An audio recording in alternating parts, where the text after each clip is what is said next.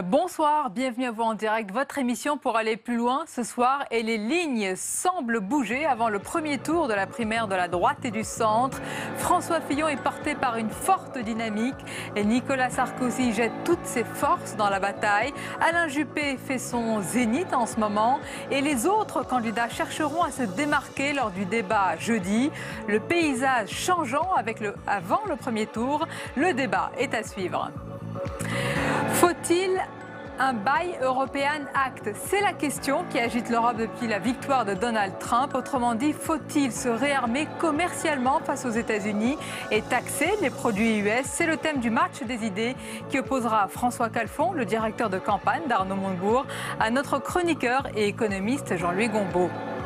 Enfin, l'entretien. Mon invité est considéré comme l'un des avocats les plus puissants de France. Jean Veil est en charge des affaires les plus médiatiques et retentissantes des dernières années. Nous en parlerons. Et nous évoquerons également le livre rassemblant les discours de Simone Veil, intitulé Mes combats, le grand entretien tout à l'heure. Voilà donc pour le programme, merci de nous suivre. Pour réagir à l'émission, c'est le hashtag OVPL. Et avant d'accueillir mes premiers invités tout de suite, le tour d'horizon de l'actualité consacré en partie à la mémoire du promoteur de l'islam des Lumières, Malek Chebel.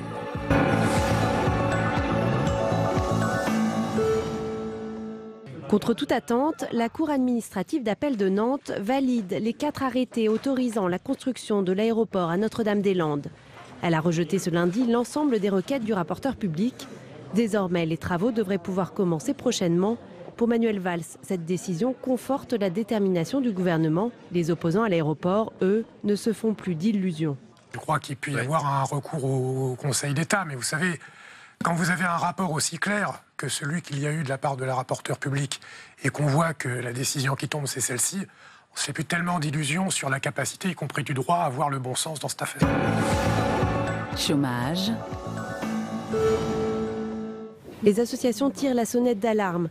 C'est la 20e édition de la Semaine pour l'emploi des handicapés, mais leur taux de chômage est en forte hausse. À 18%, presque le double de celui des personnes valides, il ne cesse de progresser. De la fin 2011 à la fin 2015, le chômage des personnes en situation de handicap a augmenté de 65%. Médias. Alors que les salariés d'ITélé entament leur 5e semaine de grève, la direction a présenté un protocole d'accord aux représentants du personnel. Les dirigeants de la chaîne d'information en continu ont été reçus par Audrey Azoulay et Myriam El Khomri pour trouver une issue à la crise. La direction propose la nomination d'ici à fin novembre d'un directeur adjoint pour seconder l'actuel directeur général et directeur de la rédaction. En attendant, la grève continue. Elle a été approuvée par 84% des voix de la rédaction d'ITélé. International. J-3 pour l'astronaute Thomas Pesquet. Le Français s'apprête à passer 6 mois sur la Station spatiale internationale en compagnie du Russe Oleg Novitsky et de l'Américaine Peggy Whitson. Voici la fusée qui emportera jeudi soir les 3 spationautes. Après le décollage, ils resteront plus de 48 heures dans leur capsule avant de s'arrimer à la Station spatiale internationale le 19 novembre. Parti communiste. Doyen du Sénat et figure politique de l'île de la Réunion, Paul Vergès est mort samedi à l'âge de 91 ans. Fondateur du Parti communiste réunionnais et frère de l'avocat médiatique, il s'employait à alerter sur les conséquences du réchauffement climatique. Président de la région, conseiller général, député européen puis sénateur, Paul Vergès voulait faire de l'île de la Réunion un laboratoire. Désormais, le doyen d'âge du Sénat est Serge Dassault. Islam. Malek Chebel s'est éteint samedi à l'âge de 63 ans. Anthropologue des religions et psychanalyste, ce spécialiste de l'islam est décédé des suites d'un cancer. Défenseur d'un islam des Lumières, Malek Chebel était l'auteur de très nombreux ouvrages de vulgarisation d'un islam moderne. Il sera enterré en Algérie, où il était né en 1953. Malek Chebel avait à cœur de partager ses convictions, comme en octobre 2015, sur le plateau d'On va plus loin. Dans mon rôle à moi, c'est d'exacerber, si vous voulez, le côté positif de l'islam, de montrer que l'islam est capable d'amener un projet de société viable, positif, paisible et porteur de paix. Bon, évidemment, il faut m'écouter à ce moment-là. Parce que si on ne m'écoute pas, on me dira, mais ça n'existe pas. Je prétends que ça existe et qu'on sera très nombreux à pouvoir le Il y en a qui ne veulent pas écouter, qui demandent aux musulmans de parler, et que quand ils parlent, ils ne les écoutent pas. Il y a même ceux qui ne leur demandent pas de parler du tout et qui font tout ce qu'il faut pour qui n'apportent pas du tout de projet alternatif fondé sur la paix civique, fondé sur l'harmonie de la société. Et donc, de ce point de vue-là, je pense que nous laissons la place, justement, aux violents, aux gens qui utilisent l'islam à des fins beaucoup moins vertueuses que nous. Donc, je prétends que nous jouons un rôle positif au sein de cette société.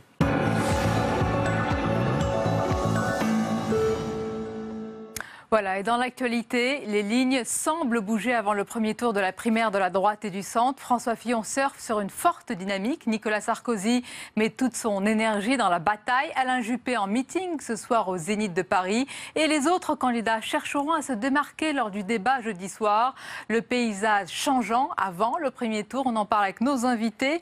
Christine Claire, bonsoir. Bonsoir. Et bienvenue, journaliste, essayiste. Nous accompagne également ce soir Isabelle Vera-Masson. Bienvenue à vous et bonsoir. Bonsoir. Directrice de recherche au CNRS, spécialiste de la communication médiatique. Et Serge Raffi, bienvenue, bonsoir à vous. Bonsoir. Journaliste à l'Obs, auteur de nombreux ouvrages, dont le dernier en date, Nicolas et les vampires, dont on va parler aux éditions Robert Laffont. Dans quelques instants, va également nous rejoindre le sondeur Jérôme Sainte-Marie. Et justement, avant d'entrer dans les détails, dans le vif de notre débat et des derniers sondages ou des dernières dynamiques, je vous propose de revenir sur ces lignes qui ont bougé depuis quelques jours. On voit tout cela avec Samia Dechir. Plus la date se rapproche, plus il devient difficile de prédire les résultats du premier tour de la primaire de droite.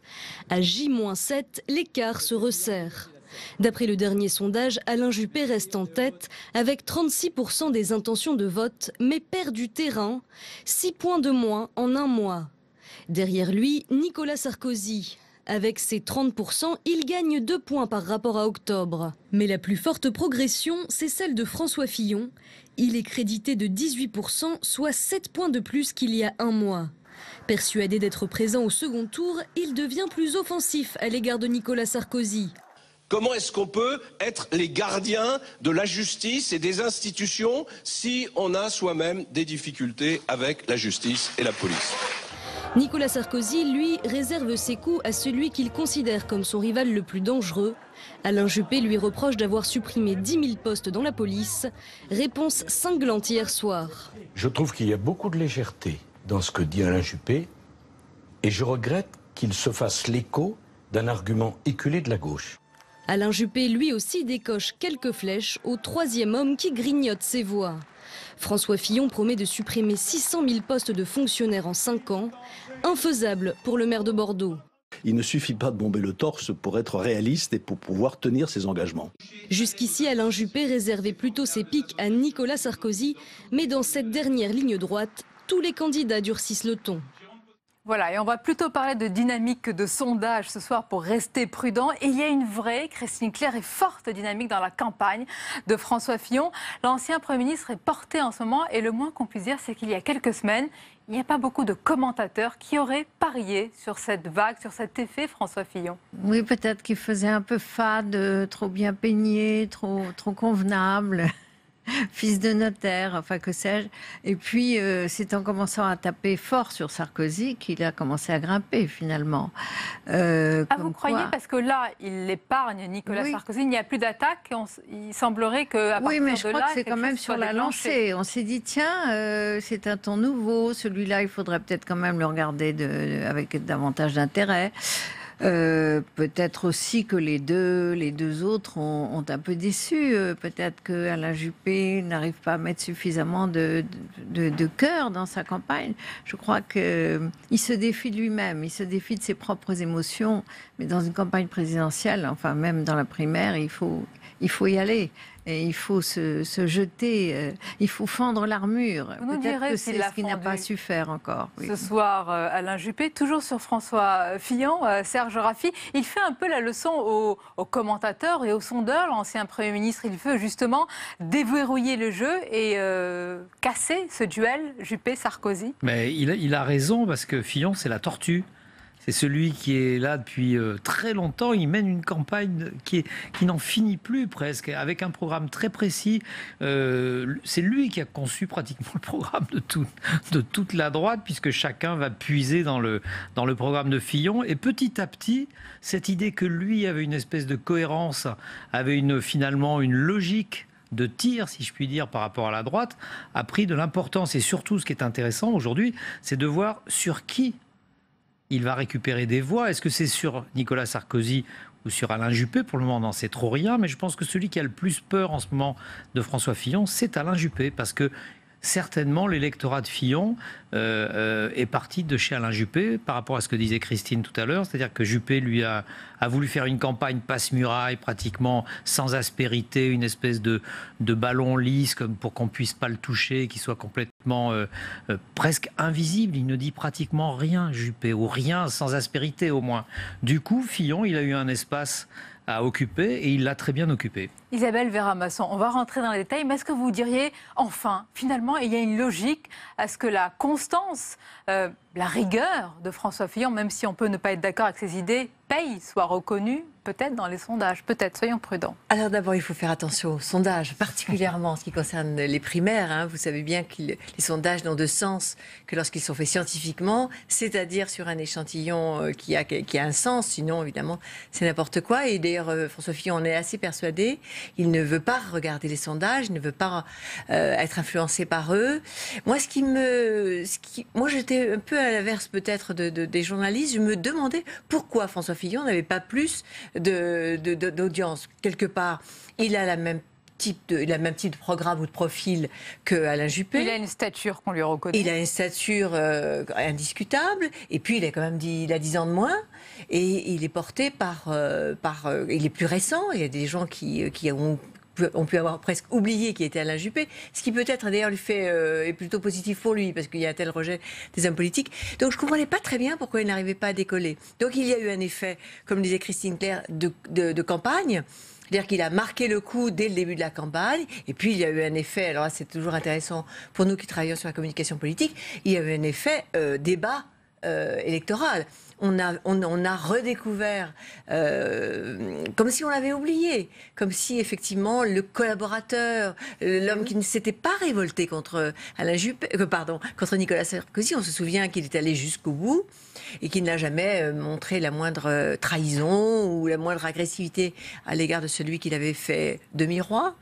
Et alors que peut-être vaut-il mieux être un peu traître, comme on le voit sur certains personnages actuellement, pour qu'on parle de vous. Vous dites la fidélité, la constance. La constance, en tous les cas, semblait ne pas avoir payé, alors qu'en réalité, grâce à la campagne, peut-être. Et en même temps, il y a quelque chose d'extraordinaire dans cette campagne de la primaire, c'est que, à part Jean-Frédéric Poisson, tous les autres candidats et tous les adversaires de Nicolas Sarkozy ont été ses ministres, et pendant tout le quinquennat de Nicolas Sarkozy, il n'y a pas un qui a exprimé le moindre doute, la moindre adversité c'est ce qu'il leur dit à chaque débat, auprès du président de la République. Donc c'est quand même extraordinaire. On vit quand même une primaire assez drôle. Instants, si vous permettez, on va juste faire un saut, si je puis dire, sur place au Zénith, aux côtés d'Alain Juppé, qui a donc tenu meeting ce soir. Nous sommes avec Oriane Mancini, qui s'y trouve. Bonsoir Oriane. D'abord, est-ce que la démonstration de force, parce que c'était présenté ainsi, d'Alain Juppé, a réussi ce soir ?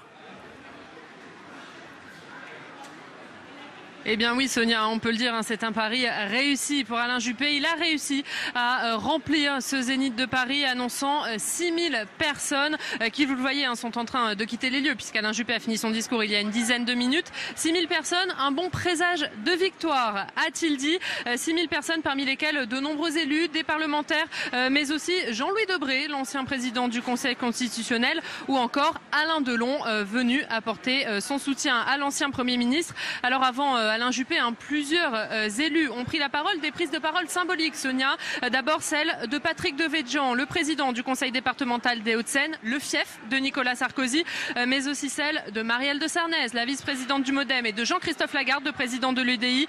Manière pour Alain Juppé de montrer qu'il assume le soutien de François Bayrou, qu'il assume sa ligne centriste. Et puis enfin Valérie Pécresse, sa prise de guerre, la présidente de la région Île-de-France, qui l'a dit, elle soutient Alain Juppé parce que selon elle, Alain Juppé, c'est l'antidote au populisme. Et Oriane, qu'est-ce qu'il faut retenir en particulier? Est-ce que sur notre plateau, Serge Raffi a dit qu'il était un peu épargné, Alain Juppé, il était un petit peu au-dessus de la mêlée. Est-ce qu'il est justement descendu dans cette mêlée ce soir?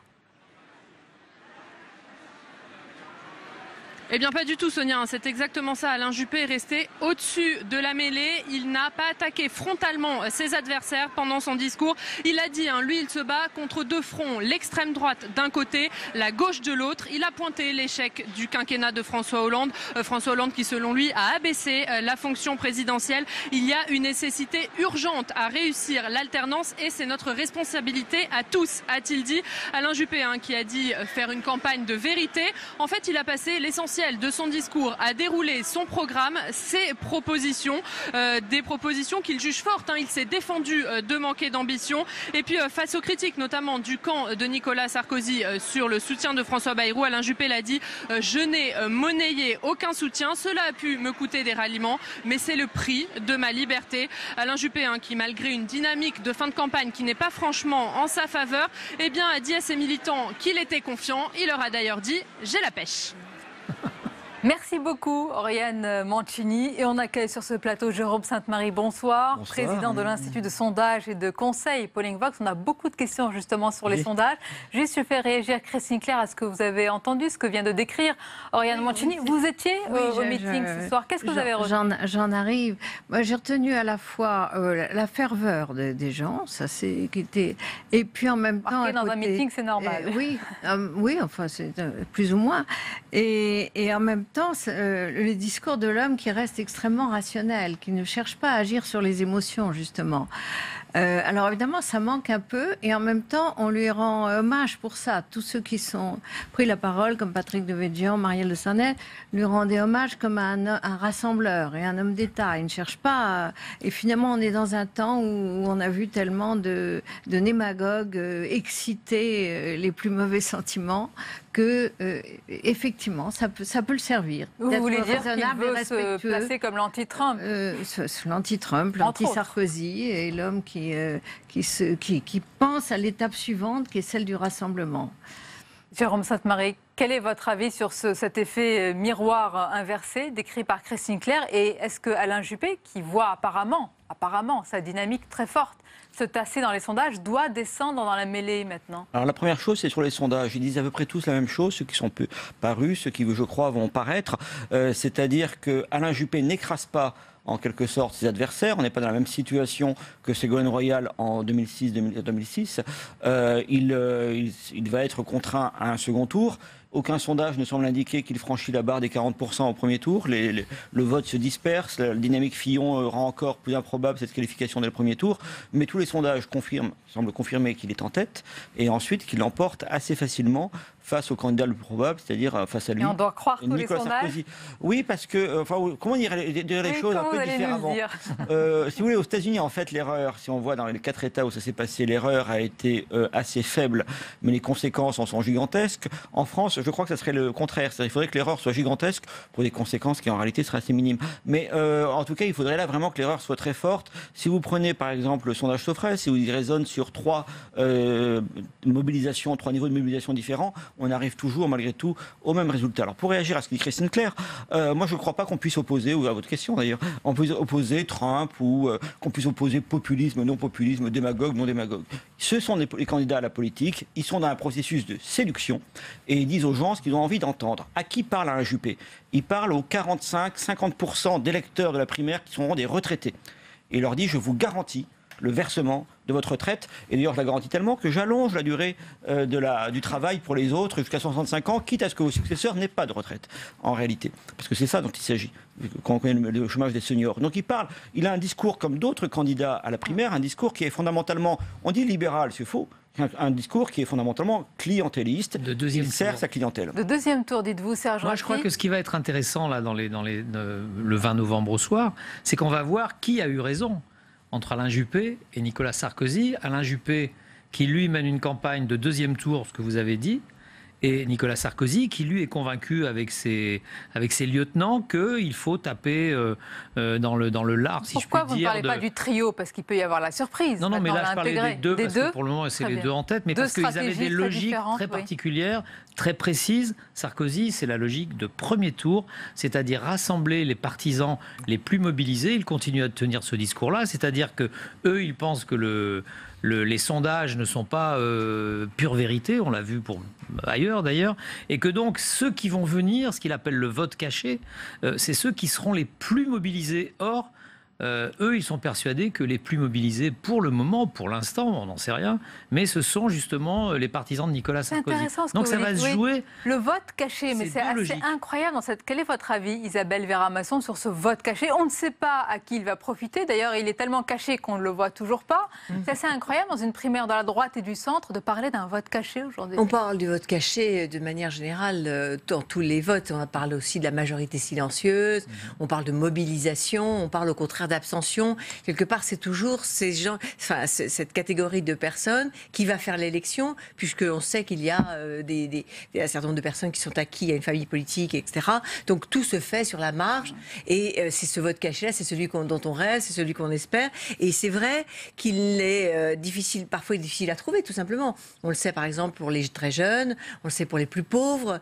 Il existe un vote difficile à trouver, qui est un peu différent du vote caché, me semble-t-il. Et puis, il fait partie aussi du rêve. Mais je crois quand même que la question de la mobilisation, on l'a vu aux États-Unis, est essentielle. Et que si les médias, pour reparler de nous, ont un rôle essentiel, ça va être dans la mobilisation. C'est-à-dire que c'est celui qui va réussir à mobiliser son électorat qui va gagner. Et il ne s'agit pas là de vote caché, c'est un peu différent. Vote caché, c'est celui... Mais alors, j'ai une question, Christine Claire. Est-ce que si quasiment tous les commentateurs sont d'accord pour dire que plus la participation sera grande, plus elle va avantager Alain Juppé. Est-ce que ça, c'est vraiment une certitude? Il me semble que oui, parce qu'il y a un noyau dur d'électorat LR qui est très sarkozyste, qu'on voit dans tous ces meetings qui sont très, très fervents. Et plus on élargit, plus on arrive à des centristes, à des gens qui sont davantage pour le rassemblement. Donc pour vous, on élargit forcément si on élargit, oui.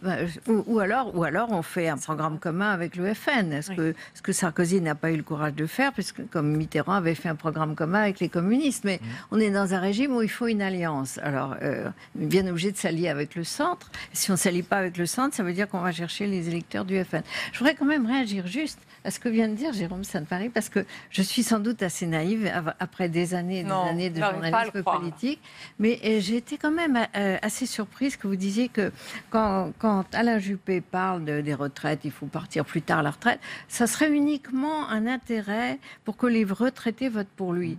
Est-ce que ça vous paraît inimaginable qu'on puisse penser à l'intérêt de la France? Qu'il y ait un petit intérêt. Ça vaut pour tous les candidats. Ça vaut pour tous les candidats, mais on peut leur laisser une marge de... Oui, non, ce que j'essaie de dire simplement, c'est que là, l'intérêt général coïncide miraculeusement avec celui de la fraction majoritaire du corps électoral de la primaire. Que par exemple, c'est pas le seul chapitre. Alors, quand il parle d'éducation nationale, quand il parle... que 45% soient composés non pas de retraités, mais de gens d'actifs seniors. Cela, je pense, serait moins favorable, moins enthousiaste, si vous voulez, sur le fait que de prolonger la durée du travail au risque de ne pas avoir de retraite. Alors, le point principal de son programme, c'était l'éducation nationale, et ça, c'est... Moi, j'ai bien écouté ce que dit Alain Juppé. Peut-être qu'on ne va pas détailler tout le programme d'Alain Juppé ce soir. Je voudrais qu'on parle des stratégies. Le ramener à ça, j'ai trouvé que c'était un peu... Mais vous avez raison. Lui, spécialement, je suis surtout très sensible au fait de ne pas dire que tel ou tel, et je ne suis pas sûr que... Moi, je ne fais pas partie de ceux qui pensent que M. Trump était plus démagogue que Mme Clinton, par exemple. Je ne crois pas que ce soit des catégories. C'est des catégories qui me paraissent plus polémiques que descriptives. Alors, la difficulté, pour parler en sondeur, si vous voulez, là-dessus, est qu'a trait au programme, précisément, et qu'a trait au profil. On vient de dire, on va savoir qui va mobiliser son électorat. Le problème, c'est que ça n'existe pas en réalité. Il n'y a pas ça a été dit, je crois, avant que j'arrive sur ce plateau. Oui, il n'y a pas d'électorat. Nicolas Sarkozy, Alain Juppé, il y a une porosité de cet électorat. Le seul qui a un électorat spécifique, au fond, c'est Nicolas Sarkozy. Non, de toute façon, sa culture spécifique, mais le seul pour lequel les gens ont voté, historiquement, c'est Nicolas Sarkozy. Et donc là, ils n'ont pas vraiment d'électorat. Et en plus, débattent avec des styles différents, mais sur la même ère idéologique. Je voudrais insister quand même sur un chiffre, Serge Raffi, important, qui vraiment peut bénéficier à tous. 29%, ce n'est pas rien, de ceux qui sont sûrs d'aller voter dimanche affirment qu'ils peuvent changer leur vote à la dernière minute. C'est le phénomène Fillon, c'est-à-dire qu'on ne sait pas très bien, effectivement. On ne sait pas d'abord l'électorat du centre, qu'est-ce que ça représente vraiment? Qui va y aller? Est-ce que ça va être le raz-de-marée ou au fond une petite armée, une piétaille, si je puis dire? Le pourcentage que vous citez, il est bien évident qu'il représente plutôt un électorat qui va hésiter entre Fillon, entre les trois premiers peut-être. Et là, on n'en sait strictement rien, donc c'est vrai qu'il faut être très très prudent.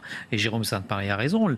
Il n'y a que Nicolas Sarkozy qui a un électorat, puisque c'est le seul qui a été élu. Est-ce que c'est le noyau dur que l'on connaît? Été ses ministres, c'est ça qui est Isabelle Verra-Masson, je vous laisser réagir. Ce qui est très particulier aussi dans les primaires par rapport à l'ensemble des élections, même si on sait de plus en plus que la frange de gens qui sont prêts à changer d'avis au dernier moment est de plus en plus grand, c'est que là on est dans des familles politiques qui ont assez peu d'écart. C'est un socle, oui. Donc c'est plus facile de se déplacer d'un candidat à l'autre, évidemment. Et la question de la personnalité, et je le disais tout à l'heure, de la campagne est d'autant plus importante. Et on mise beaucoup sur ces fameux débats. Ils ont eu raison. Justement. Le débat de jeudi. Parlons-en. Dans un deuxième temps. Quelle stratégie pour le duo devenu trio? Je n'oublie pas évidemment les 7 candidats, mais c'est quand même un trio. Alain Juppé, Nicolas Sarkozy et François Fillon. On a l'impression qu'après avoir ciblé Nicolas Sarkozy, c'était frappant, Serge Raffi, vraiment lors du premier tour et même lors du deuxième. Les attaques se font désormais plus virulentes à l'encontre d'Alain Juppé. Et ce soir, celui qui est encore favori des sondages a tenu à y répondre au Zénith. On l'écoute. Depuis quelque temps, c'est bien normal, je concentre sur moi toutes les attaques, celles de mes adversaires, et pas que. Les plus récentes sont particulièrement ignominieuses. Eh bien, si leurs auteurs croient me déstabiliser, ils se trompent.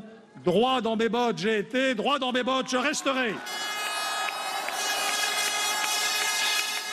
Et quant à eux, ils récolteront la défaite et par surcroît le déshonneur.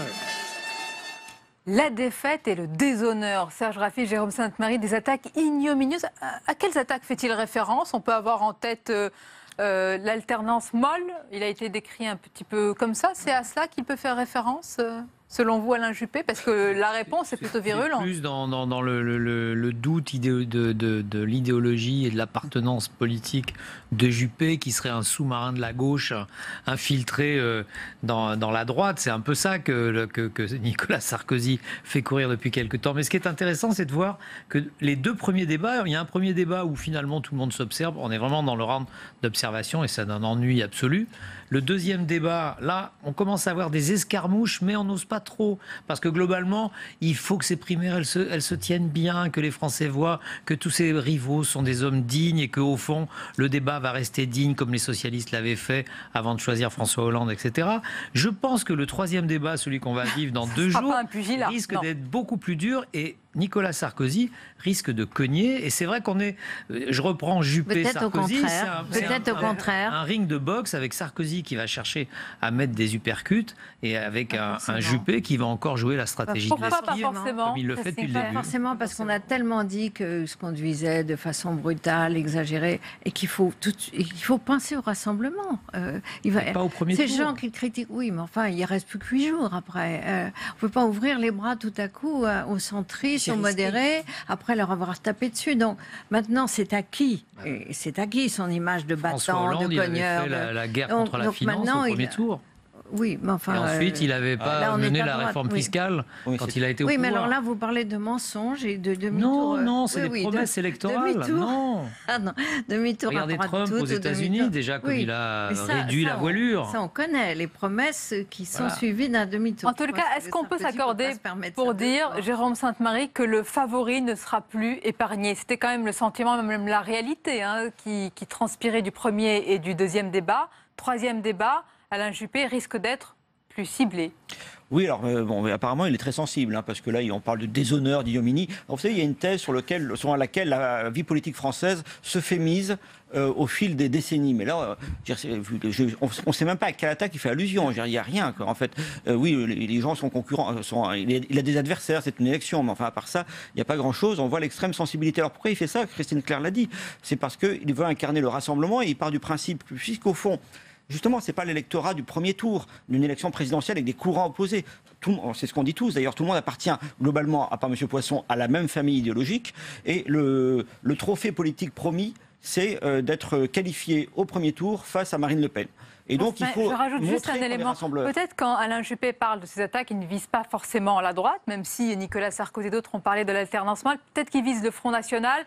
Il y a eu, vous savez, Ali Juppé, il a été appelé ainsi. Ils ont dénoncé une collusion avec les islamistes, les frères musulmans. Ça peut être aussi cela.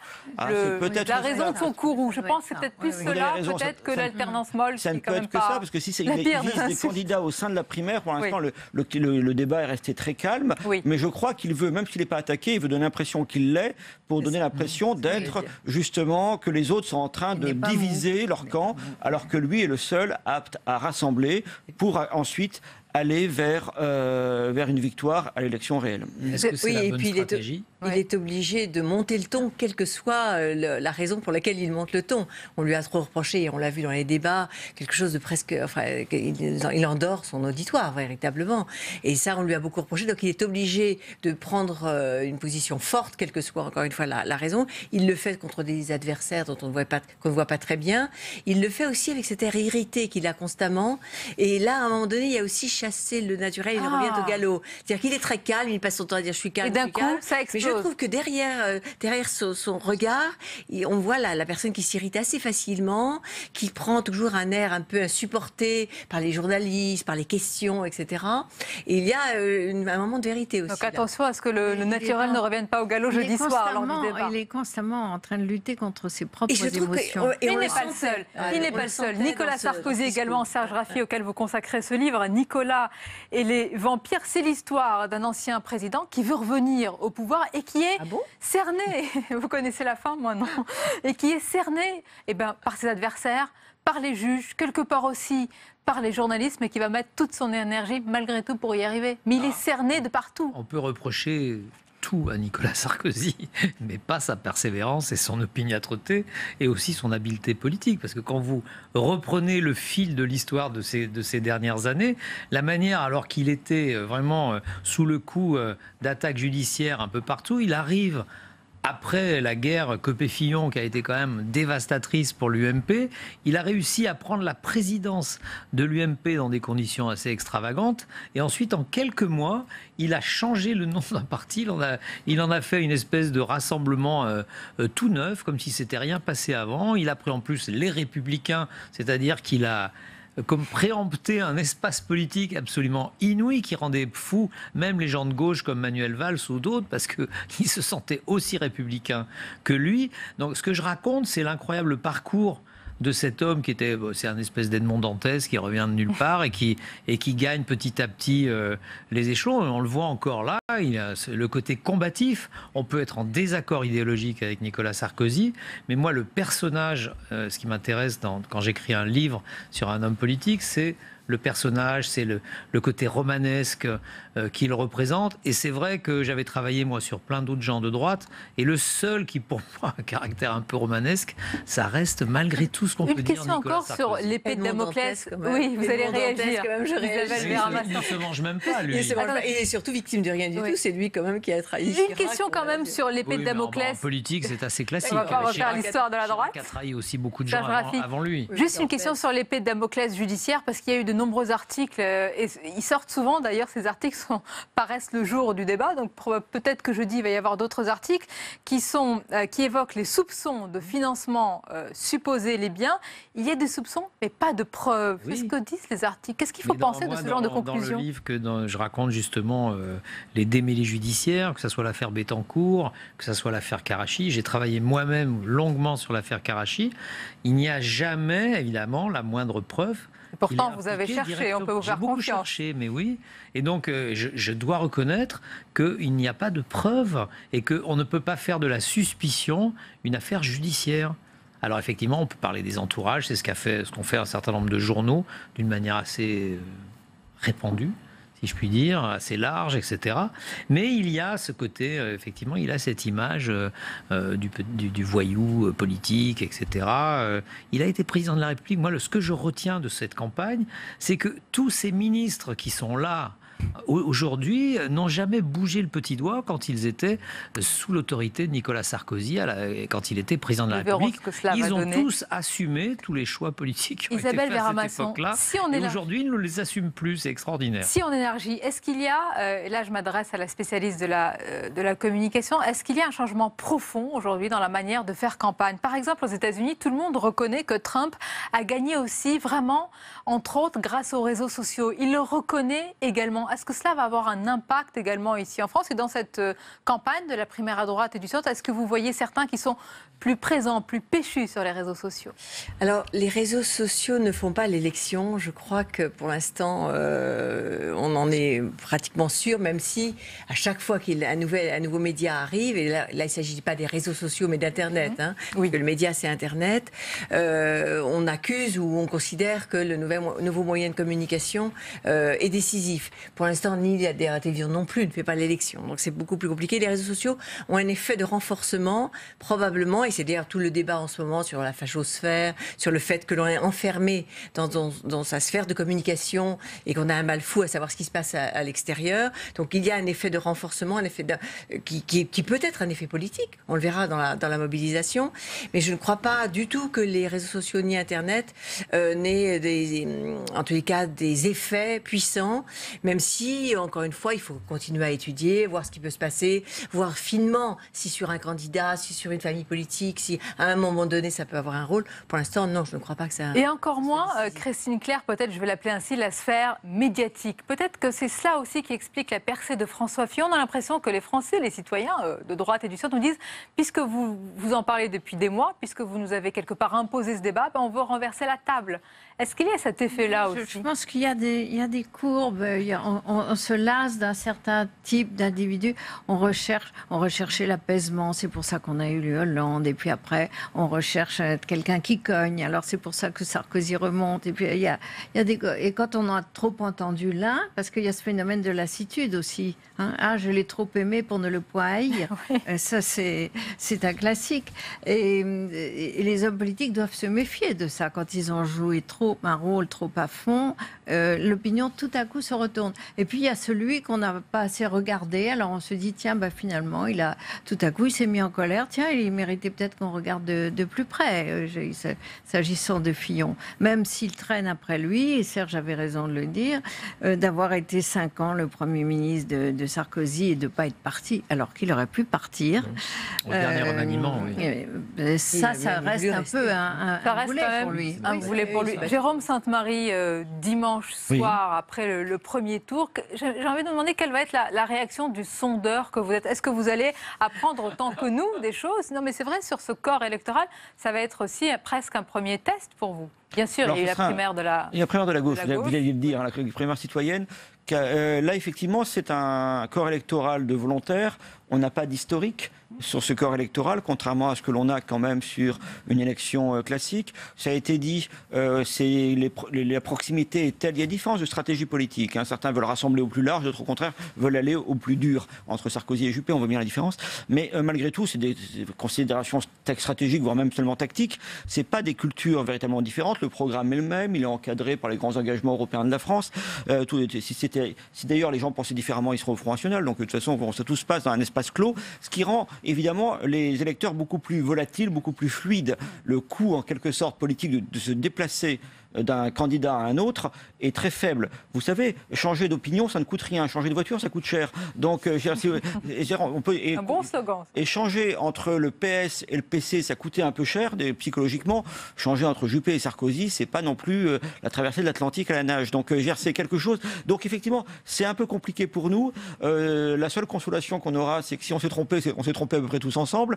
Mais je suis pas sûr que c'est totalement consolé les sondeurs américains. Voilà. Nous verrons tout ça à l'épreuve de fait, oui. surtout que les sondages sont très importants quand même dans le choix d'une primaire. C'est-à-dire qu'on va beaucoup plus facilement du côté du gagnant, celui qui va l'emporter, que dans une non, élection. C'est tellement vrai, où vous il y a quand même des Marie. éléments idéologiques. Alors, je vous réponds un peu différemment. On vote communiste parce qu'on est communiste, alors qu'on peut voter Juppé parce qu'il va vous faire gagner. C'est à moitié vrai, mais il faut quand même compléter que le sondage qui a de l'importance dans la primaire, c'est pas le sondage sur la primaire, ce sont les sondages d'intention de vote pour la présidentielle. Oui, c'est-à-dire qui garantit, c'est l'argument de M. Lagarde en faveur de M. Juppé, qui garantit la victoire. Donc en fait, ça signifie que les sondages ont le plus de rôle politique au moment où ils ont le moins de solidité, puisqu'on est sur des hypothèses. Voilà, mais ils sont importants. En tous les cas, merci pour votre analyse et ce débat. Je rappelle le titre de votre livre, Serge Raffi, Nicolas et les vampires, aux éditions Robert Laffont. Merci encore à vous tous. La suite de votre émission. Et puis cette question à présent, faut-il un Buy European Act? Eh bien, c'est la question qui agite l'Europe depuis la victoire de Donald Trump. Autrement dit, faut-il se réarmer commercialement face aux États-Unis et taxer leurs produits? C'est le thème du match des idées qui opposera dans quelques instants François Calfon. C'est le directeur de campagne d'Arnaud Montebourg, à notre chroniqueur et économiste Jean-Louis Gombault. A tout de suite après une courte pause. Bruno Retailleau est l'invité de l'épreuve de vérité. Le président du groupe Les Républicains au Sénat répondra aux questions de Michel Grossior, de l'AFP et des Échos Radio Classique. L'épreuve de vérité, demain à 18h30 en direct sur Public Sénat.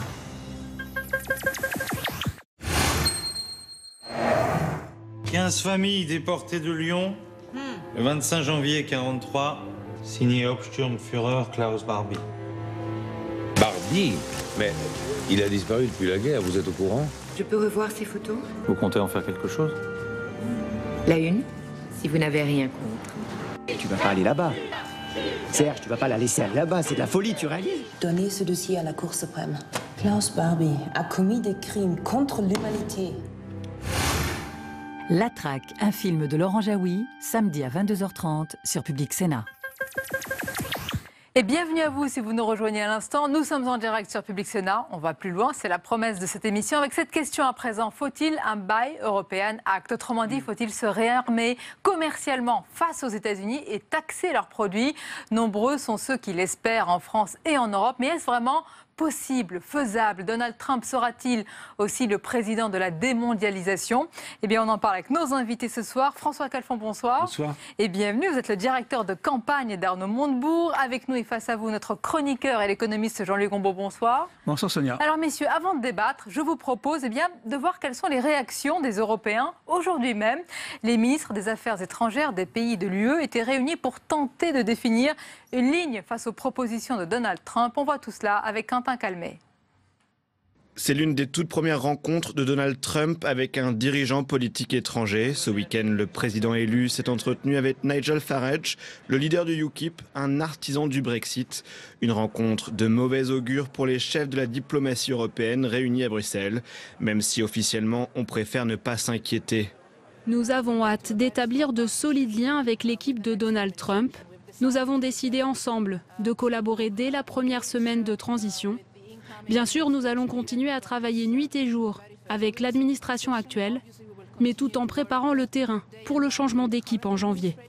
Accord sur le nucléaire iranien, relations avec la Russie ou encore rôle de l'OTAN. Sur tous ces sujets, les ministres européens des Affaires étrangères attendent de connaître la position du président américain. La première chose, c'est de respecter, bien entendu, l'élection qui a eu lieu aux États-Unis et d'attendre les positions qui seront celles de la nouvelle administration américaine. Avec un dossier brûlant en attente, le traité de libre-échange transatlantique. Tout au long de la campagne, Donald Trump s'est montré particulièrement critique envers ces grands traités commerciaux. Au lendemain de l'élection américaine, la commissaire européenne en charge des négociations de ce TAFTA disait s'attendre à une pause. Et depuis quelques jours, on entend dire, François Calfon, que l'Europe doit tirer les conséquences de l'arrivée de Donald Trump d'une manière générale, qu'il faut un réveil, un sursaut européen. Vous y croyez? Moi, ce que je crois surtout, c'est que finalement, le libre-échangisme comme théorie est né avec Margaret Thatcher et Ronald Reagan, en Grande-Bretagne, aux États-Unis. Donc les théoriciens du libre-échange sont ceux par lesquels on en est sorti d'une certaine manière.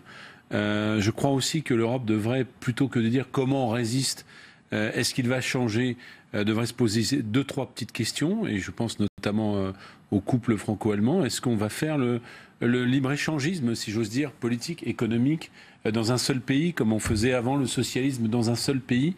Je crois qu'il est temps de changer de doctrine, d'autant que ça n'est pas dans un pays marginal que ce tremblement de terre a eu lieu, avec une réflexion simple. Partout, il y a la montée des nationaux populismes, parce qu'on n'en peut plus de, finalement, la désintégration de nos industries. Est-ce que, finalement, la réponse voulue, ou en tout cas presque écrite, à continuer à se mettre des œillères, c'est l'avènement de Marine Le Pen au pouvoir en France et la dislocation de l'Europe par la dislocation du couple franco-allemand? Voilà la question à laquelle nous sommes confrontés. C'est une question, bien sûr, de la Commission européenne ou du Conseil, mais c'est aussi une question à laquelle on aura à répondre dès les élections présidentielles. Jean-Luc Gombault. Alors, Donald Trump arrive au pouvoir, dit qu'il va faire un certain nombre de choses sur le plan de commerce international. Il veut remettre en cause le NAFTA, il veut abolir, en terminer avec le traité transatlantique, enfin bref, il veut imposer les droits de douane, etc. Il faut partir d'un certain nombre de données. La première, c'est que s'il y a quelqu'un qui peut se plaindre dans cette affaire, c'est lui. Ce sont les Américains. C'est-à-dire que les Américains ont le déficit commercial le plus abyssal de toute la planète. Et s'il y a quelqu'un qui est plutôt bien dans cette affaire, c'est les Européens. Car les Européens dégagent un excédent commercial vis-à-vis, évidemment, des États-Unis et même vis-à-vis de l'ensemble de la planète. Excédent commercial qui, effectivement, vient essentiellement de l'Allemagne, mais pas seulement, des Pays-Bas également, de l'Italie. Et la France, évidemment, elle a un problème propre, c'est son déficit. Autrement dit, on est devant quelqu'un qui, effectivement, peut se sentir, je pense qu'on peut contester son idée, mais peut se sentir agressé, et par les Chinois, d'abord, et aussi par les Européens sur le plan commercial, et il veut défendre son pays d'une manière que l'on peut critiquer, mais... Tiens donc, l'agresseur devient l'agressé, alors. Pardon ? L'agresseur, celui que certains décrivent celui qu'on comme le d'agresseur, dit « Moi, je suis agressé, je perds des emplois à cause de ça. On me défonce mon commerce extérieur par le bas coût, notamment par les Chinois. Les Européens sont également plus forts que moi, donc je vais me protéger. » Et il y a un sentiment absolument un peu automatique qui peut tout à fait se défendre. Et là, par contre, au niveau européen, il y a un problème spécifique français, qui est le déficit commercial. Alors c'est bien dit, tout ça est bien dit. En fait, on s'aperçoit d'une chose qui s'est terriblement renforcée avec Donald Trump, mais qui existait déjà, c'est le fait, on a parlé, est-ce qu'il faudra un European Buy Act ou quelque chose de ce genre? L'American Buy Act, il existe. Évidemment. Les décrets pour protéger leurs industries, ils existent. Ça n'a pas empêché la défaisance et de faire en sorte, vous l'avez rappelé, que seulement 10% des produits consommés aux États-Unis proviennent des États-Unis eux-mêmes. Donc la question qui se pose, elle est toute simple finalement pour nous. Est-ce que nous allons continuer comme cela, sachant que les impacts d'un changement de cap aux États-Unis sont extrêmement importants pour l'Europe.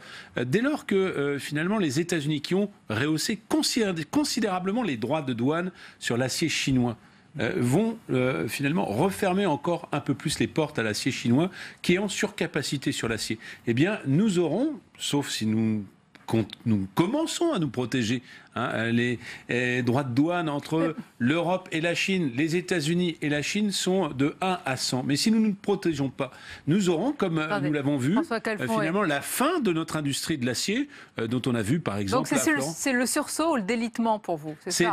Et surtout c'est un changement de cap, c'est-à-dire qu'il faut passer du libre-échangisme à l'échange libre. Alors vous allez me dire par quoi ça se concrétise. Je vais laisser réagir dans quelques secondes Jean-Luc Gombault, mais finalement vous rejoignez ce que dit depuis d'ailleurs quelques années Nicolas Sarkozy. Il l'a redit également. Mais oui, non, mais ce n'est pas. Je lève les bras au ciel. Il le dit également ce soir. Il était en meeting à Saint-Maur-des-Fossés. Il le dit depuis 2012. On l'écoute ce soir.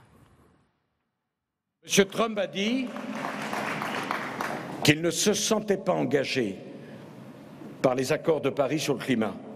C'est son droit. Je demande immédiatement que l'Europe se dote d'une taxe carbone de 1 à 3% qui s'appliquera sur tous les produits américains importés en France. Je n'accepterai pas que nous importions des produits venant de pays qui ne respectent pas les règles que nous imposons à nos industriels, à nos chefs d'entreprise et à nos agriculteurs. L'Europe doit se défendre. Dire cela, ce n'est pas le protectionnisme. Dire cela, ce n'est pas le souverainisme. Dire cela, ce n'est pas le nationalisme. Quand on est un homme d'État, on n'a pas le droit à la naïveté. Et si demain les États-Unis veulent lever le Buy American Act, eh bien nous leverons le Buy European Act. Mais si nous n'avons pas de Buy European Act, qu'est-ce qu'on pourra lever? Qu'est-ce qu'on pourra négocier? Voilà, c'était tout à l'heure. Jean-Luc Gombault, est-ce que c'est faisable? Et puis après, François Calfon, est-ce que vous êtes d'accord avec ce qu'il vient de dire? Alors, faire un Buy European Act me paraît quelque chose qui serait très bien, mais qui me paraît tout à fait impossible.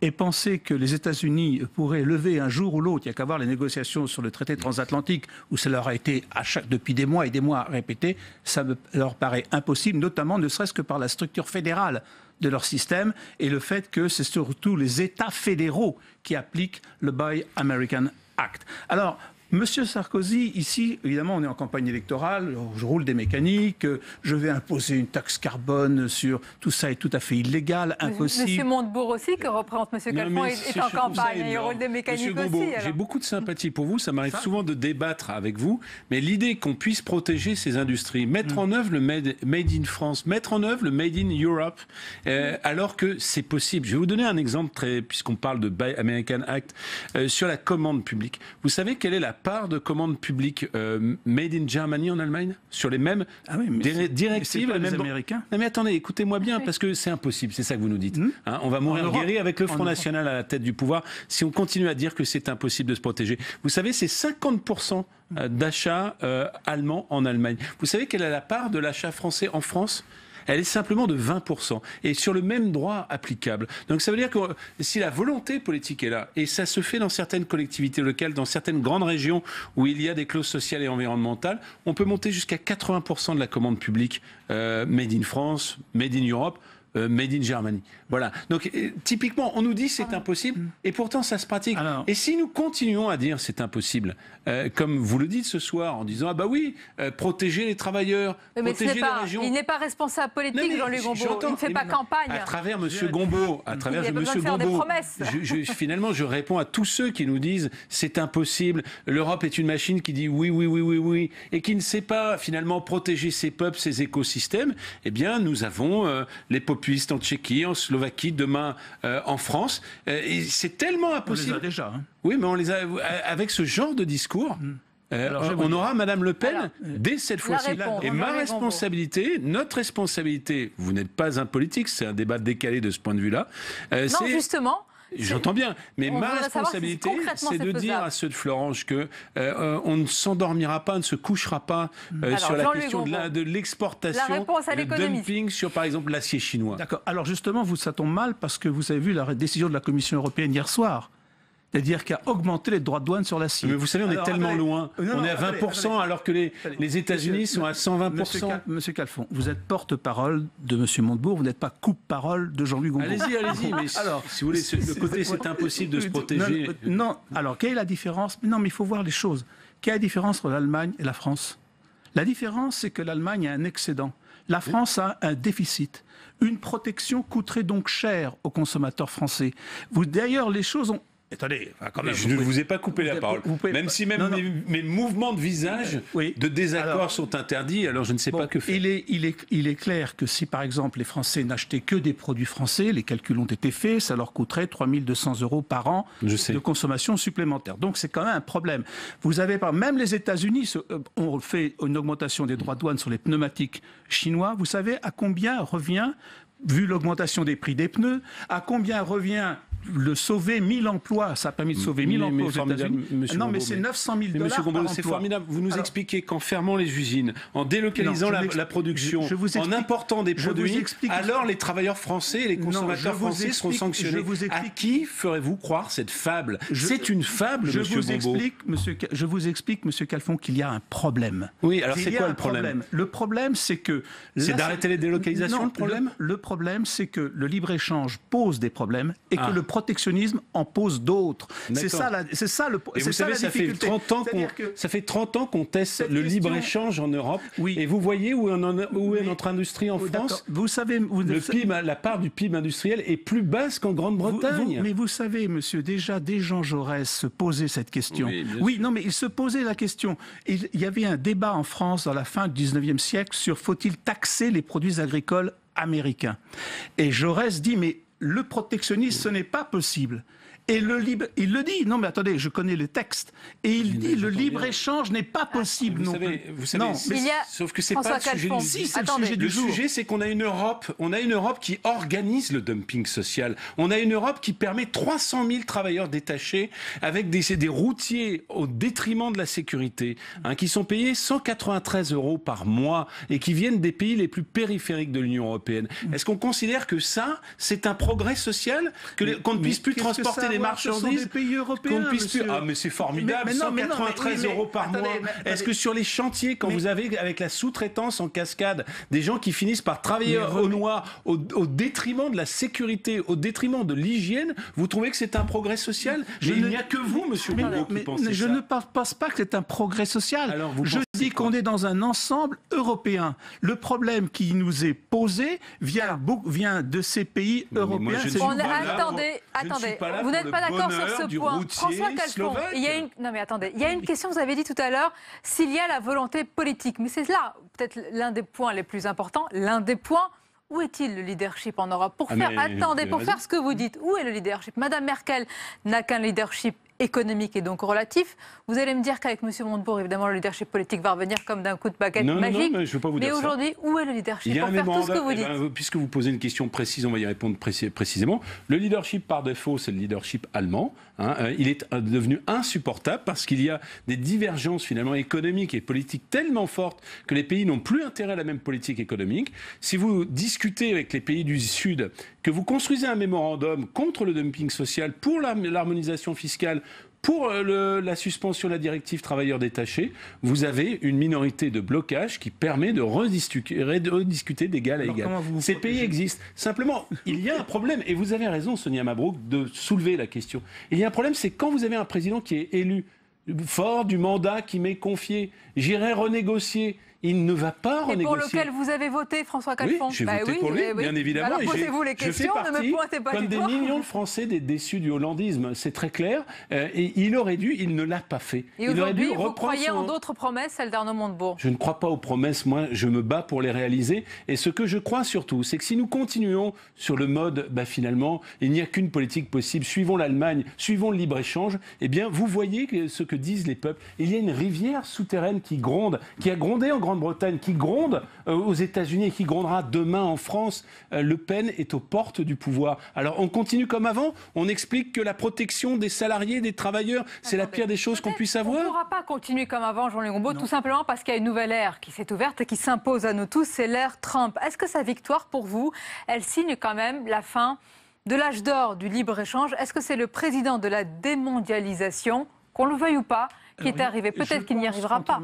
À ce que dit M. Calfon, que justement, on est en panne de réflexion sur ces choses. Je ne flatte pas le libre-échange du tout. J'ai écrit 2 ouvrages sur la question. Le problème, c'est qu'on est dans une situation nouvelle. C'est ça que vous ne voulez pas voir. Vous croyez qu'on est dans un ancien temps où on se départage les frontières, mais quand vous avez un pays comme la France, dont 30% du PIB dépend de l'importation, on n'arrête pas comme ça. Et combien de la part intra-Union européenne. On nous fait peur sur les échanges mondiaux.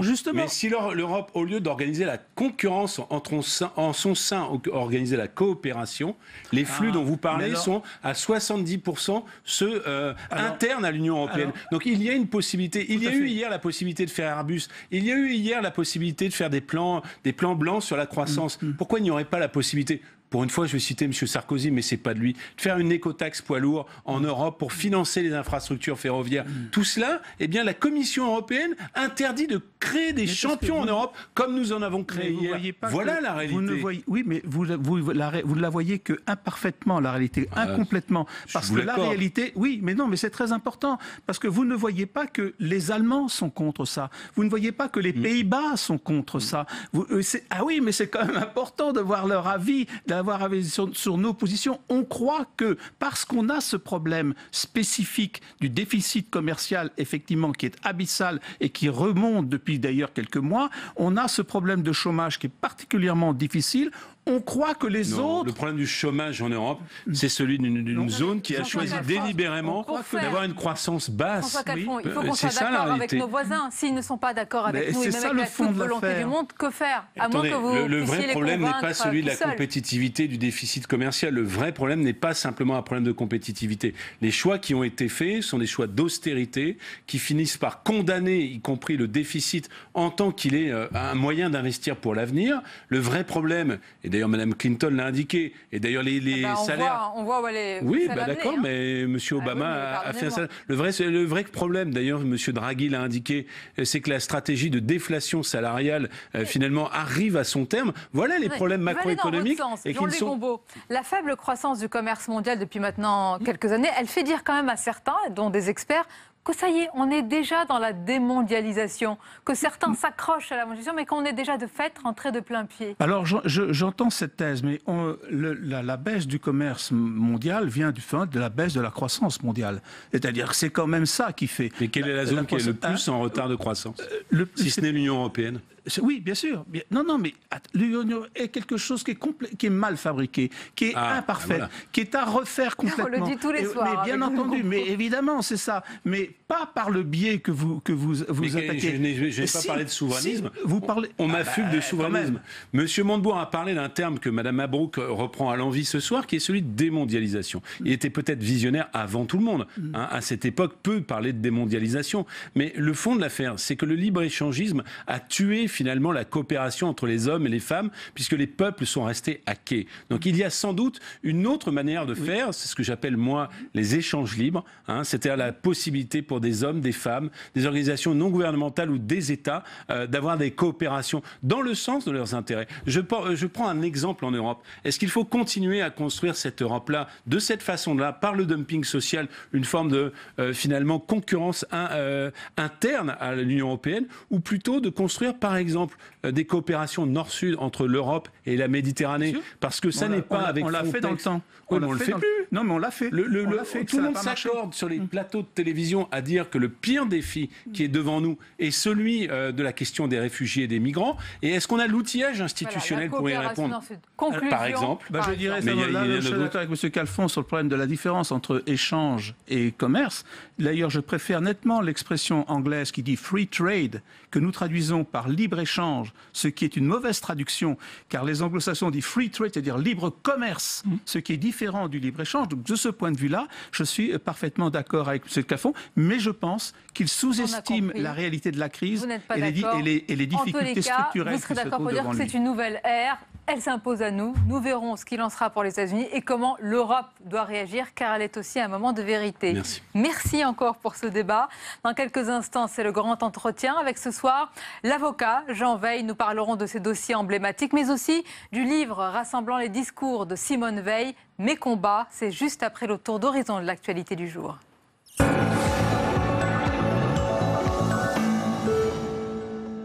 Contre toute attente, la Cour administrative d'appel de Nantes valide les 4 arrêtés autorisant la construction de l'aéroport à Notre-Dame-des-Landes.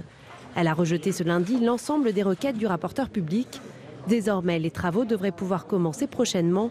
Pour Manuel Valls, cette décision conforte la détermination du gouvernement. Les opposants à l'aéroport, eux, ne se font plus d'illusions.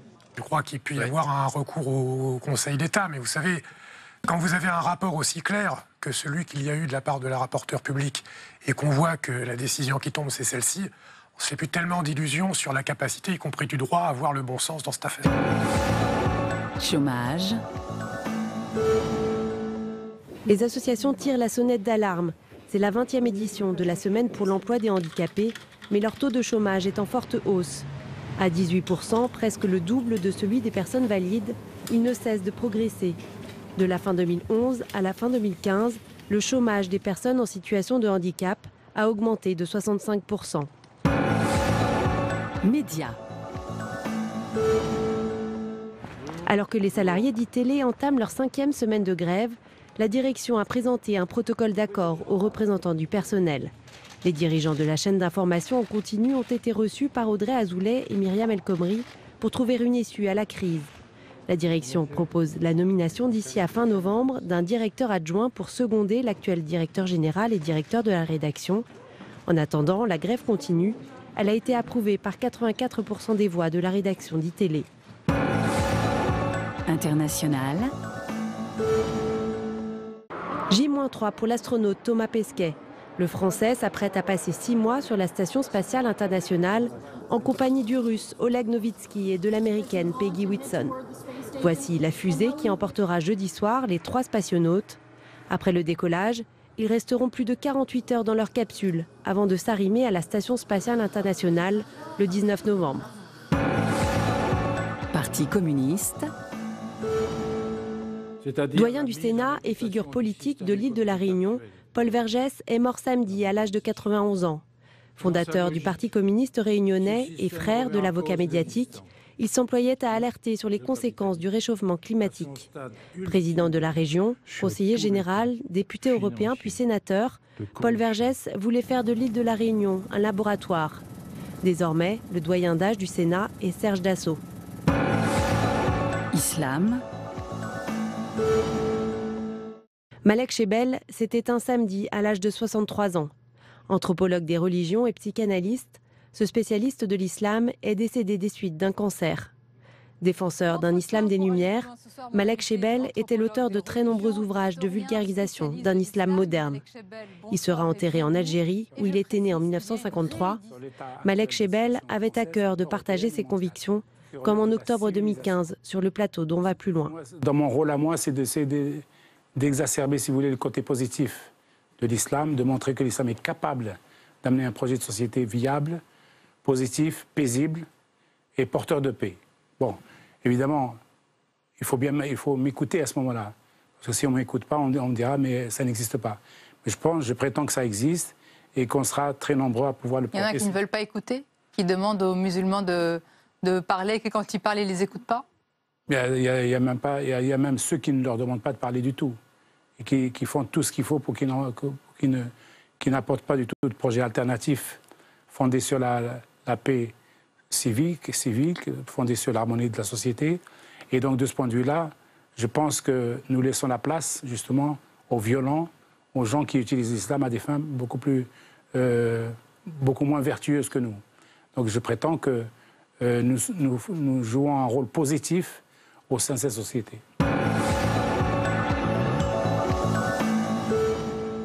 Voilà, et c'est l'heure de la revue de presse. On découvre à présent ensemble et une de vos quotidiens demain. On va commencer avec Libération. Sondage, le grand doute. Ils avaient prédit, vous le savez, la défaite de Trump et celle du Brexit. Eh bien, les instituts de sondage sont montrés du doigt après 2 échecs retentissants et avant la primaire de la droite et du centre. Autre sujet, les Échos, avec le plan choc de Trump pour les 100 premiers jours. Les premières mesures dévoilées, impôts, immigration, investissement, ce que le futur président des États-Unis va vraiment faire. Ouest France, avec Notre-Dame-des-Landes, nouveau feu vert, vous le savez, c'est la Cour administrative d'appel de Nantes qui n'a pas suivi les préconisations de la rapporteure politique et qui a validé les arrêtés autorisant les travaux de l'aéroport. Enfin, le Figaro et le désarroi des maires face au fléau du trafic de drogue, c'est à lire demain dans votre quotidien. Et tout de suite, c'est l'entretien pour aller plus loin ce soir.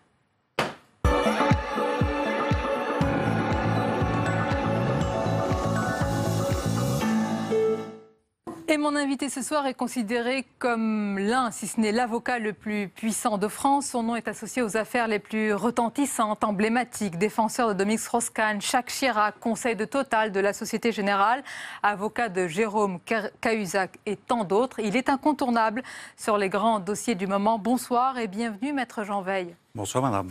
Mais avant de parler des dossiers, on va parler surtout ce soir et d'abord des grands discours. Ceux de votre mère, Simone Veil, ils sont répertoriés dans ce livre, préfacé par Robert Badinter, Mes combats, aux éditions Bayard, les discours d'une vie que vous avez eu l'idée, notamment, je crois, avec votre frère, de rassembler. Ce sont les éditions Bayard qui nous ont demandé si on serait d'accord pour que maman, et nous avons discuté tous les trois et nous avons pensé que c'était une bonne idée que ces discours soient réunis. Il Il reflète assez bien, me semble-t-il, ce qu'a été la carrière de maman, ce qu'elle a pu dire au fil des années sur le droit des femmes, l'éthique, la défense de l'Europe, un certain nombre de problèmes que le dernier demi-siècle a traversé. Et c'était au fond une occasion de réunir ces textes qui, pour certains, me paraissent importants.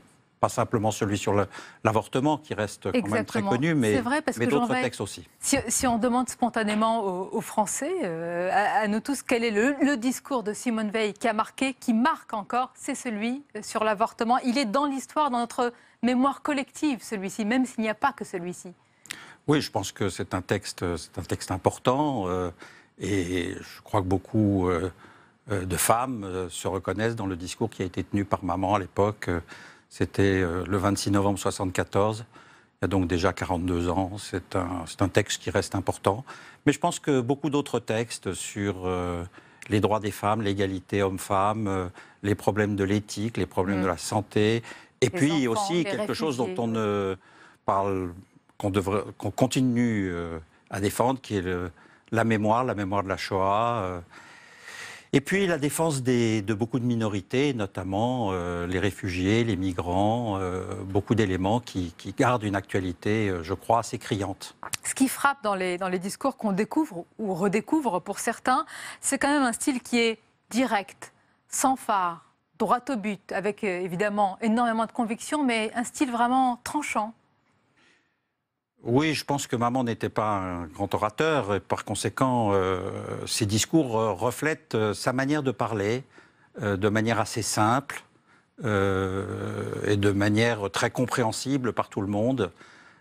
Je pense que beaucoup de Français se reconnaissent dans ces textes. Oui, mais ce livre, il peut être, j'allais dire, cruel si on le compare avec les discours actuels, parce que c'est peut-être un style direct, mais... Oui, c'est pas la langue de bois. Oui, il y a une vision, il y a un souffle. Je crois qu'effectivement, au travers de ces textes, mais enfin, c'est toujours un peu difficile de dire du bien de ses parents. Oui, mais là, c'est Simone Veil, même si j'en ai passé l'âge, mais ouais. je pense que ça garde une actualité. Au fond, ce qu'on peut regretter aujourd'hui, c'est quand même l'absence de grandes voix dans notre société, que ce soit en France ou dans d'autres pays. Beaucoup d'hommes politiques importants au cours du dernier siècle ont construit des choses, notamment je pense à l'Europe qu'on voit peu à peu se déliter dans la société actuelle, et puis le combat pour les femmes, et puis le combat, beaucoup Justement, de combats. Parlons du combat pour les femmes, parce que cela résonne énormément avec ce que vous me dites. L'élection de Donald Trump, qui est un pro-life. Il l'a réaffirmé, il a d'ailleurs dans son équipe des pro-life, et il va nommer un juge de la Cour suprême, ça c'est très important, qui est anti-avortement. Est-ce que cet acquis aujourd'hui, il est clairement menacé ? Il a toujours été discuté aux États-Unis. Il y a toujours eu un combat qui ne s'est pas achevé. C'est la même chose d'ailleurs pour la peine capitale, la peine de mort, où on voit aux États-Unis un certain nombre de gens qui hésitent. On verra bien ce qui arrive. Un certain nombre d'observateurs déclarent déjà aujourd'hui que M. Trump a mis de l'eau dans son vin. Je ne suis pas absolument certain. Vous pensez que ce vernis de l'apaisement n'est qu'un vernis, justement, ce discours consensuel ? Je pense que ce qui est très inquiétant, c'est la situation que nous traversons dans laquelle la presse presque unanime a critiqué M. Trump. Et puis, quand il a été élu, a l'air de s'étonner qu'il mette un peu de l'eau dans son vin. Mais vous-même, vous avez été surpris, maître, non ? Je ne suis pas sûr que tout ça n'entraîne pas à la fois dans d'autres pays qui vont voter dans les semaines et dans les mois à venir un certain nombre de troubles où le populisme l'emporte, puisque après tout, des hommes aussi critiqués que Trump, aujourd'hui, apparaissent comme plutôt rassurants. Au fond, on peut se demander si Mme Le Pen ne pourrait pas en profiter de la même manière. Et on pose la question, mais... si les propos des gens n'ont qu'un caractère, je dirais, temporaire, à destination de leur électorat et de manière brève, au fond, c'est assez rassurant. Et donc, on pourrait se demander si les gens ne vont pas voter. Je note que vous avez dit ceux qui critiquent Donald Trump, c'est souvent ce qu'on appelle, alors je le dis de manière globale, l'élite, les élites dont vous faites partie également. Oui, enfin je suis... Ah oui, sûrement. Oui, je fais partie des élites. En tout cas, les gens considèrent que c'est le cas. Et vous avez critiqué Donald Trump, vous avez été surpris par sa victoire ? Je pensais déjà depuis plusieurs semaines qu'il avait des chances d'être élu. Beaucoup de gens le disent aussi comme moi. Je pense que les critiques acerbes qui ont été prononcées pendant des mois et des mois ont finalement servi sa campagne. Je pense qu'il faut faire attention à ce populisme extraordinairement dangereux. Alors revenons à Simone Veil. Elle est aujourd'hui, toujours, depuis très longtemps, dans le cœur des Français, parmi les personnalités préférées des Français. Cela tient à tout ce que l'on lit, tout ce que l'on sait de son rôle, de son parcours, mais aussi à la femme qu'elle est. Jean Veil, on a découvert récemment un documentaire et des livres qui nous racontent les coulisses, mais les coulisses d'une femme amoureuse, d'une mère qui a partagé, je crois, ses 67 ans avec votre père. Mes parents étaient mariés pendant 67 ans jusqu'à la disparition de mon père en 2013. C'était un couple assez étonnant, très complémentaire, très amoureux, qui... Je ne dirais pas qu'il n'y a pas eu de heurts entre les deux, mais au fond, ils se sont accompagnés l'un l'autre, ils se sont soutenus l'un l'autre, et c'était un privilège pour leurs enfants, je crois, de grandir à leur côté, de profiter des leçons qui nous étaient données.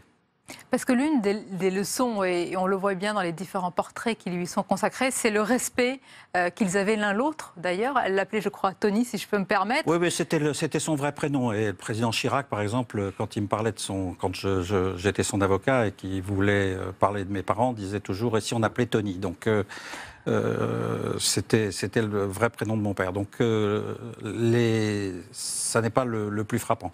Ce qui était étonnant, c'était la liberté qui était celle de l'un et de l'autre, les compléments qu'ils s'apportaient et, au fond, la compréhension qu'ils avaient l'un pour l'autre, le respect qu'ils avaient l'un pour l'autre, le respect qu'ils avaient d'ailleurs pour leurs enfants aussi et pour les gens qui les approchaient. Il y avait au fond une grande générosité. Maman a toujours été, à cet égard, très attentive à écouter les gens, quels qu'ils soient, quelle que puisse être leur origine, et pas simplement les élites dont vous parliez tout à l'heure. Je crois qu'elle était et est encore très, très attentive. Ça, c'est la femme. Côté coulisses, on découvre et on connaît la femme politique, mais vraiment, il faut lire les discours parce qu'on découvre l'étendue des domaines, finalement, qu'elle a embrassé. Vous l'avez dit tout à l'heure, évidemment, la mémoire à travers la Shoah, la transmission, les enfants, les réfugiés, les gens en difficulté. Est-ce qu'on peut vous demander, Jean Veil, tout simplement, comment va votre mère ? Elle ne va pas très bien. Tout le monde sait qu'elle est très fatiguée. Elle a des problèmes de mémoire. Et elle a décidé, après la mort de mon père, de se retirer et de ne plus apparaître en public. Enfin, nous la voyons très régulièrement. Elle est chez elle. Et ses enfants et ses petits-enfants l'entourent. Bien sûr. Puis la mémoire est là, à travers les discours, à travers les grands actes. Et je dis la grande histoire avec un grand H. Alors, je l'ai dit en introduction, vous êtes considéré comme l'avocat ou l'un des avocats le plus puissant de France. Vous n'avez rien à prouver, mais est-ce que malgré tout, vous restez le fils d'eux, même si vous n'avez plus rien à prouver ? Oui, je crois que je suis pas un fils à maman ni un fils à papa, mais au fond... J'ai une considération extrême pour mes deux parents. J'ai pris mon autonomie il y a quand même plusieurs décennies, heureusement. Mais ce sont des exemples. Et quand j'ai des difficultés ou que je me pose des questions, je me demande ce que mes parents auraient fait. Et je réfléchis un tout petit peu, quelle pourrait être leur réaction et le conseil qu'ils me donneraient, l'un ou l'autre. Et je crois que c'est important pour moi. Ce sont des repères. Bien sûr. Le Conseil, dans des grands dossiers, quand on voit la liste, Jean Veil, de vos clients, ce sont des puissants du monde, que ce soit la politique, le showbiz, enfin la liste officielle, si je puis dire. Vous avez sûrement d'autres personnes que vous défendez, que nous ne connaissons pas. Est-ce que Est-ce qu'il y a une forme de fascination par rapport à une certaine grandeur et puis non pas une décadence, mais des problèmes qu'il pourrait avoir? Je crois que c'est la chroniqueuse du Monde, Pascal Robert-Diard, qui avait dit que vous êtes le conseil des puissants foudroyés. Vous savez, je suis le conseil de gens qui, quelquefois, au milieu de leur vie ou à la fin de leur vie, sont touchés par la justice. Ils ne sont pas préparés, ils ont vécu effectivement avec de l'aisance matérielle, du pouvoir politique ou du pouvoir financier, et ils sont détruits par des procédures judiciaires qui assez fréquemment sont injustes. C'était le cas de Dominique Strauss-Kahn, par exemple, au moment de l'AMNEF, qui a été relaxé. C'est le cas d'un certain nombre d'autres que je ne veux pas citer ici. Et donc, ce sont des gens qui sont affectés par la violence de la réaction médiatique, par la violence de ce qu'est la procédure judiciaire, et qui ont besoin d'être accompagnés pour traverser cette période. Parce que cette période touche aussi leurs proches familiaux, leur activité professionnelle. Et donc, au moment où ils sont effectivement blanchis, il est souvent trop tard. Quand ils sont blanchis, tous vos clients ne le sont pas. Quand ils sont blanchis, beaucoup l'ont été, non pas par le talent de l'avocat, mais ils ont été parce que la procédure est ainsi faite que l'on commence par accuser et que les médias sont sans pitié sur ce genre de choses. Et mais, par conséquent, maître, vous ne l'êtes pas non plus quand il s'agit de défendre un client. J'allais dire que c'est un monde parfois, souvent, cruel. Vous-même, est-ce que vous appliquez une méthode, une colonne vertébrale en tant qu'avocat? Et est-ce que parfois, face à d'autres avocats, vous n'avez pas supporté les méthodes des autres? C'est arrivé parce que tout le monde est assez injuste et oublie de se regarder. Mais vous savez, quand on respecte un certain nombre de règles, et notamment le secret de l'instruction, par exemple... ça existe encore? J'essaye de le respecter. Je ne distribue pas les dossiers dans lesquels je suis. J'essaye de protéger tout le monde. Et ça n'est qu'à partir du moment où mes clients sont attaqués que je considère qu'il est opportun de prendre leur défense. Ça n'est pas nécessairement agréable, mais il faut bien... protéger les gens qui vous confient leur défense. Mais je n'attaque en principe pas, sauf dans le cas d'injustice. Vous n'attaquez pas, mais vous est arrivé, je crois, vous allez me dire si c'est le cas, de vous sentir non pas mal à l'aise, mais de ne pas être d'accord vraiment avec les méthodes d'un avocat. C'est l'affaire récente de la Société Générale. Il paraît que vous avez quitté en pleine audience. J'ai quitté l'audience parce que Maître Koubi avait des méthodes que vous réprouvez. Écoutez, on a le droit de critiquer ses confrères, on a le droit de défendre son client.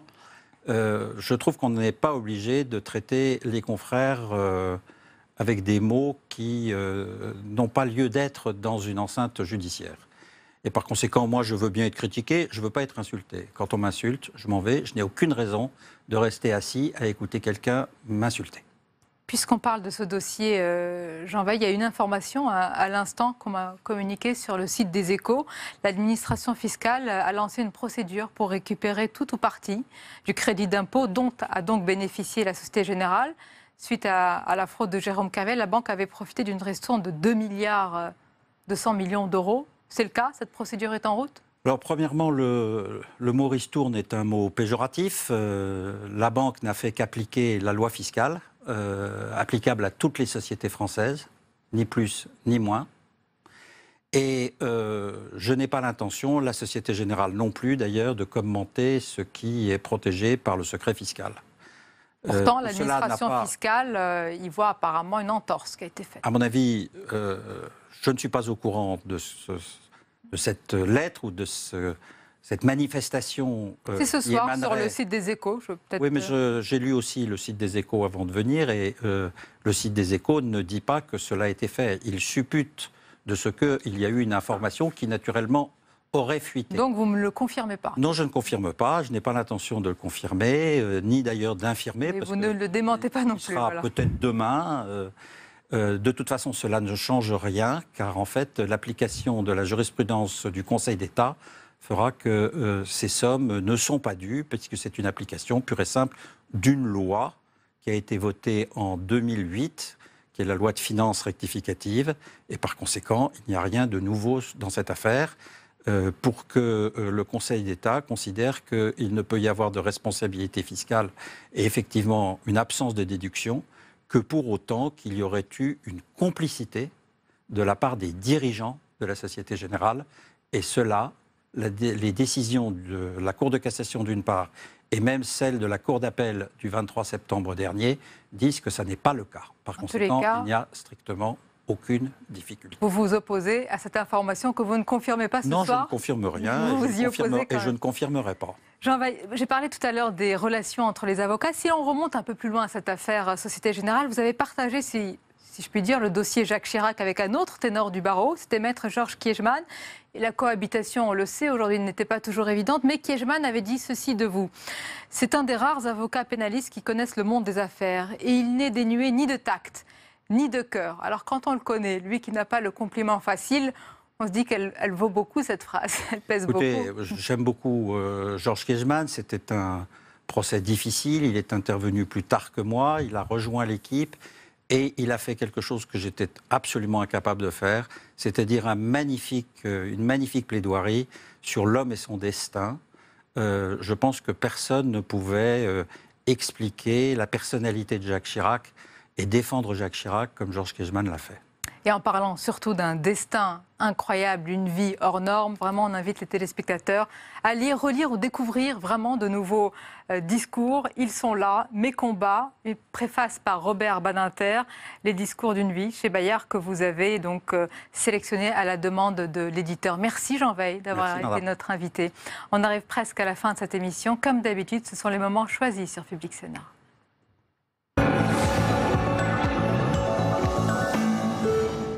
François Hollande, il doit passer par la case primaire si jamais il se présente. Non seulement il doit, mais il va passer.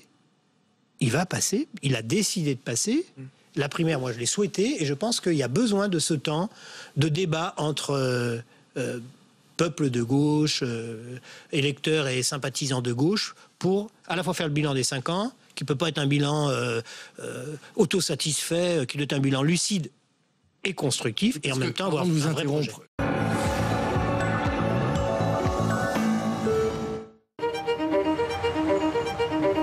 Alors ici, on est sur les hauteurs de Liège, hein, sur le parking de Barchon, on appelle ça.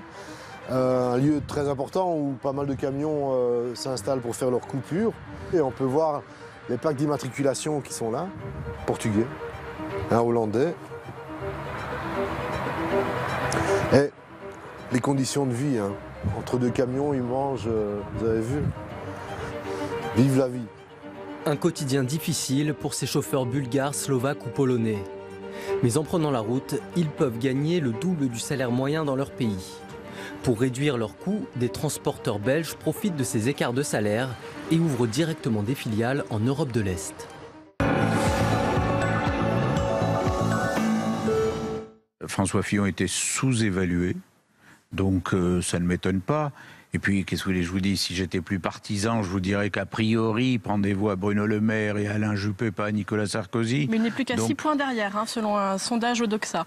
Oui, mais enfin, alors si Odoxa avait la vérité révélée, ça se saurait. J'ai vu d'autres sondages où il est à 12 points derrière, d'autres un peu plus loin, d'autres un peu... Bon, comme je n'ai qu'une confiance très relative dans les sondages, puisque selon les sondages, ils estiment que la participation va de 2,8 millions à 7 millions de votants. Alors, vous savez, quand on est aussi peu au clair, il ne faut pas se fier au sondage, il faut se fier au fait de faire sa campagne et d'attendre le vin au soir.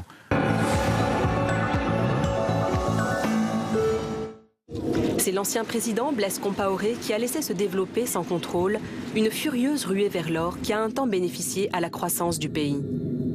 Plus d'1 million de personnes transforment aujourd'hui la terre en un vaste gruyère. Pourtant, malgré la présence d'or dans les sous-sols, la population reste exsangue.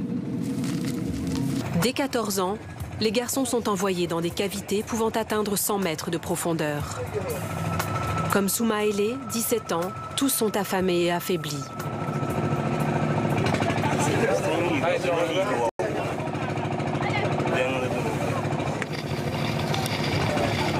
Sa carrure, encore fine, lui permet de descendre plus facilement que les adultes.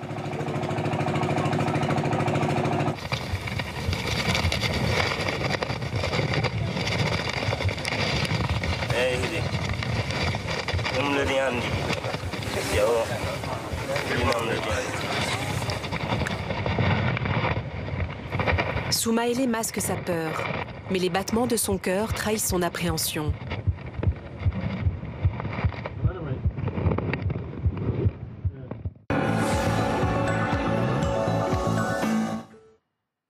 Voilà, on arrive à la fin de cette émission. Merci de nous avoir suivis. Demain, votre rendez-vous matinal, c'est Territoire d'info. Puis je vous retrouve avec plaisir à 22h. Belle fin de soirée en notre compagnie.